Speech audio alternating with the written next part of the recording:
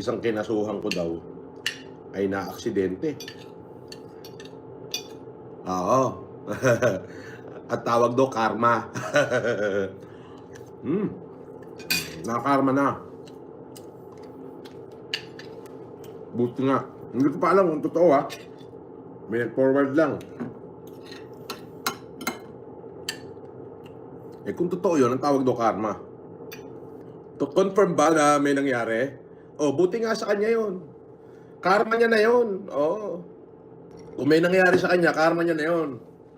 Sa mga post kasi ni FG Norms, binabanatan nyo si daw hayaan mo sa mga post nila. Puta, tatagal na post na yun. Baka panahon pa ni Kopong-Kopong. Hayaan mo. O, diba? Ganun lang yun. Kaya naman lahat. Ano yan? Karma niya yan. Oo. Kung tatanungin mo ko, mabuti sa kanya yun. Karma niya yun kasi walang hiyang tao yan.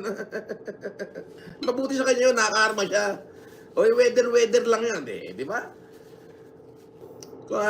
Totoo ba talaga? Totoo? Kala ko joke-joke lang eh. Kung totoo yan, buti nga sa kanya, nakarma siya. O, di ba? Ganun lang yun. Maraming natutuwa. Isa na ako. Di ba? Oh, ako nga, grabe, dinurog-durog nila ako kung ano-ano ibinintang sa akin. Di ba? Gusto lang nila sirain yung pagkatao ko dahil nai-insecure sila sa akin, dahil nayayabangan sila sa akin. Yun. Ay, naku, Diyos ko, hindi na ako mo-order na salad. Ayoko na. Ayoko na mo-order na salad, syempre. Di ba?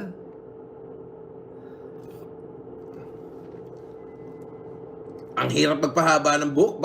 Pag umorder ako ng salad, bakal buo ulito.